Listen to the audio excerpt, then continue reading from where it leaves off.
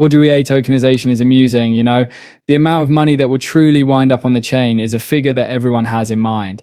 Their estimates are modest, a trillion here, 10 trillion there, and even 16 trillion if we're being extremely hopeful. But this is what really amazes me. People simply don't realize how big of a problem this is.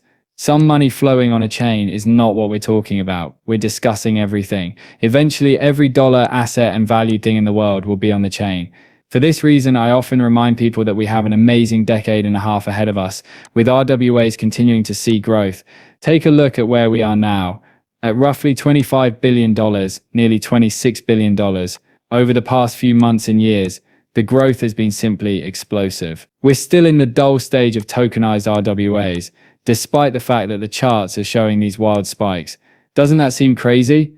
I'm not kidding though. Why is it dull? Because what we are witnessing now pales in comparison to what lies ahead. Like a drop in an ocean, we are witnessing the tokenization of this minuscule portion of value. In light of all of that, I want to focus on a few particular topics here. This is where things become very fascinating. So let's delve into the public networks. On public networks alone, we have tokenized RWAs worth roughly $13.13 billion.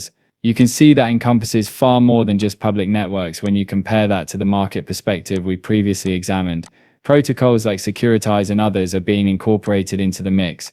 Here's where I really want us to focus and pay close attention. With a 34% increase in the previous 30 days alone, the XRP ledger has been slaying it. Although XRP will be our primary focus today, there are a ton of other great projects that are also worth noting. Hedera is another excellent example that we have discussed previously, but have a look at this expansion. Value is increasing to about $160 million. Even the steady coin market cap is soaring, having increased by more than 33% in the last month. But this is what kills me. When it comes to their financial strategy, the majority of people are totally unaware of this. Everyone is focused with becoming wealthy as quickly as possible, yet what they're really doing is, take a look at this. The total value of tokenized real estate is an astounding $143 million. Come on, it's almost funny how small that number is. What's making me laugh? Because the value of the world's real estate market is hundreds of trillions of dollars. I keep emphasizing that we are absurdly early for this party, for precisely this reason. The thing that truly excites me is right here. We already discussed this back in early July, when Bitwise made the shocking announcement that the tokenization market may grow by 4,000. If Larry Fink's projections come true, it is 4,000 times larger than 4x or even 40x.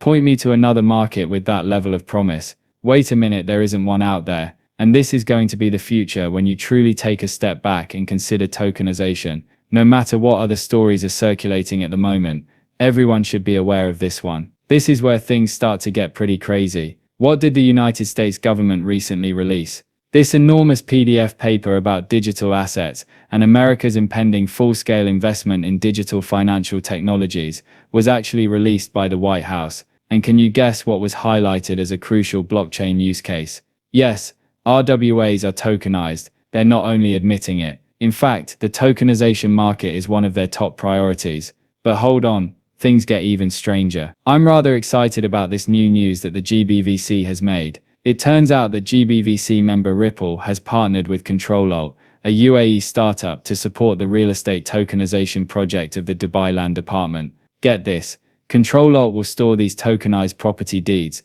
directly on the XRP ledger by utilizing Ripple's custodial arrangement. In fact, this is the first custody cooperation that Ripple has ever had in that entire region. The cooperation is not new in and of itself. In fact, this occurred on July 15th. However, this is what truly caught my eye. The SVP of Ripple X at Ripple, Marcus Inventor, recently published an incredible new post. At BNN Crypto, he was conversing with Leonard Schellberg, and he explains in detail how Ripple is essentially opening up a whole new level of blockchain functionality on the XRP ledger, especially for institutions. According to him, the XRP ledger is developing into the fundamental framework for all of these financial applications, particularly in the context of tokenizing physical assets. Furthermore, he is not merely discussing theory here. He cites two significant collaborations that are already bringing this to fruition. The first option is the Dubai Land Department Agreement, where property title deeds are really issued directly onto the XRP ledger. It gets even better with Guggenheim Treasury Services, which works with Ripple and Economy X to create tokenized commercial paper on the XRP system. They are introducing new technology,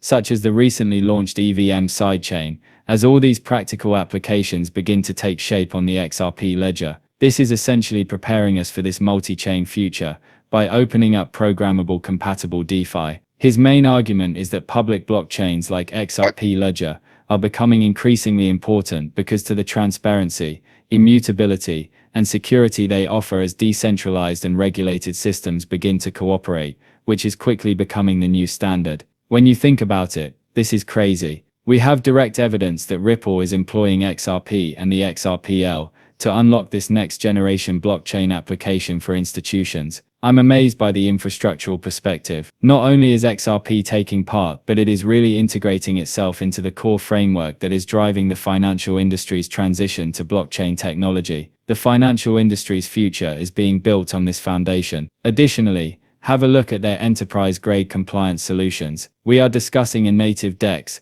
the AMM that is accelerating the expansion of RWA tokenization, and this enormous worldwide developer community. The XRP ledger is entirely open source and was essentially created from the ground up for institutional finance of the future. The worst part is that in order for institutional DeFi to truly function at scale, you need infrastructure that is compatible with all other systems and ready for compliance. That's precisely what the XRP ledger is. It has everything built in, including DED and AMM tokenized RWAs. Because of this, I keep telling people that the XRP ledger and XRP were more than simply a random cryptocurrency project. If you're not enthusiastic enough on tokenization, they were created especially for the use case that we are currently witnessing. Stable coins are another important factor that most people are totally ignoring. Consider it. Institutions must be compliant if you want stable currency that they can genuinely trust. Therefore, XRP and the XRP ledger are essentially the foundational elements that will enable tokenization to take off on a huge scale. People will really utilize RLESD for network transactions, while XRP manages all settlements since it is the gas token that keeps the XRP ledger running smoothly. All of it is a single vast interconnected system. The puzzle and the vision are identical, and everything fits together flawlessly. But this is the bit that's blowing my mind away. As we reflect on April 1st, Eric van Miltenburg, SVP of Strategic Initiatives at Ripple, made a statement that completely astounded me. It's crazy how many big universities are contacting them to talk about tokenization products. Take a moment to consider that. These players are not minors. Large organizations are aggressively pursuing Ripple to discuss business. They are no longer even required to pitch. They are being visited by the clients. A huge thank you to Subjective Views for snagging this video. You really must watch this. Using Ripple Custody, formerly known as Medico, as an example, I believe it's about collaborating with big institutions and ensuring their scalability. Some of the biggest financial institutions in Europe, like DBS, HSBC, BBDA, and Switzerland, are well covered by us. Additionally, they are relying on us to not only supply custody, but also to enable them to tokenize and combine everything into a single bundle. Scale will therefore occur after some of the fragmentation we discuss is somewhat eliminated. We almost wish for this to be really dull. It ought to be very obvious. It's not like sitting in front of a customer and spending half of your meeting only explaining the technology and why they shouldn't be concerned about it. Instead, you're concentrating on the advantages and practical applications that the solution offers. It's going to be a struggle without it, you know, and I do think things are improving. Once more, compared to a year ago, the volume of incoming requests we receive to meet with major institutions on tokenization products is just astounding.